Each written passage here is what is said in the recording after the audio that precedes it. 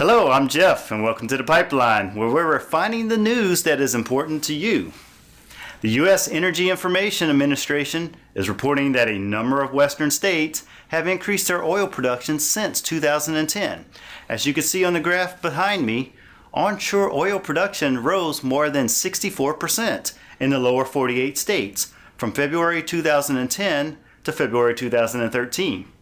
Texas has more than doubled its production, while North Dakota's output has nearly tripled. And these two states are not only worth mentioning, but there are 5 western states in particular: Oklahoma, New Mexico, Wyoming, Colorado, and Utah. That accounts for 15% of the increase.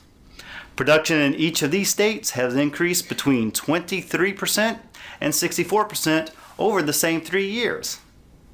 And now over to Mia to talk about what is going on in the lower 48 states. Thanks, Jeff. In the lower 48 states, we are seeing an increase in onshore production. Between February 2010 and February 2013, primarily because of a rise in productivity from oil-bearing rocks that are being drilled into. Though production increases in North Dakota's Williston Basin and Texas's Permian Basin, specifically the Eagle Ford Formation, outpaced other regions, gains in the other lower 48 states add up to roughly 320,000 barrels per day of production over the past 3 years. In all of these states, increasing production was achieved by applying horizontal drilling and hydraulic fracturing to low permeability rocks. In many fields, enhanced oil recovery techniques such as CO2 injection are also boosting production from conventional reservoirs. And now, Stephanie will discuss what Americans think about natural gas production.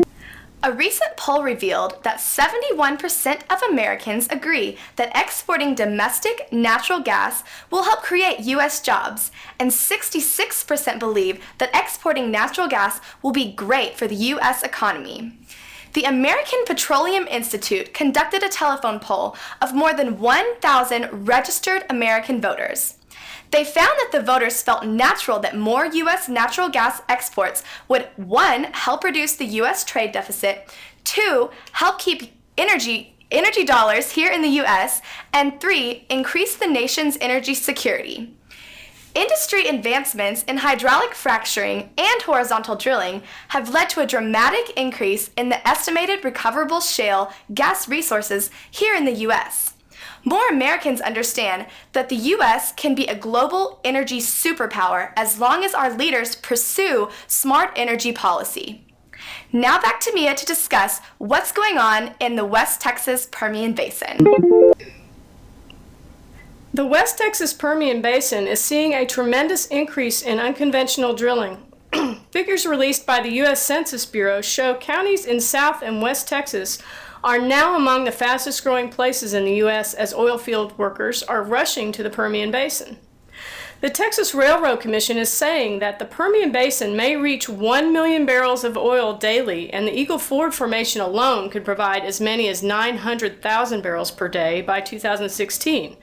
And by 2020, Texas crude output may exceed 3.5 million barrels a day. The number of drilling permits surged to 4,143 in the Eagle Ford last year, up from just 26 permits in 2008. Now that's all the news we have for today, but if you would like to read more great news stories about the oil and gas industry, visit us on our social media websites. To access these sites, visit www.reefogc.com and click on the social media icons at the bottom of the page.